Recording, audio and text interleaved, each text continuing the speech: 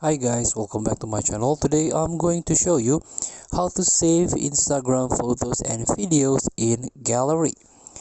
So this is step by step. All you have to do, open your Instagram on your phone and go to the settings and activity. You can go to your profile first and tap three stripes, three lines at the top of your screen, and directly settings and activity page on your phone. So you can scroll down, try to search the your app and media. Here, archiving and downloading, you can tap it. So the first option is save story to archive, automatically save photo and video to your archive, so you don't have to save them to your phone. So you can turn this on.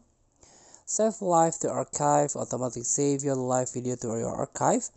Only you can see your archive. Live video are archived for 30 days.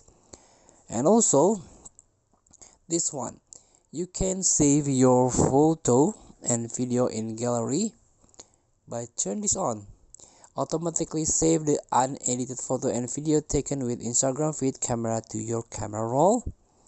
And also save story to gallery. You can turn this on, automatically save your story to your phone's gallery. So feel free to try. Thank you for watching. Don't forget to comment, like, and subscribe, and click this button below. See you in the next video.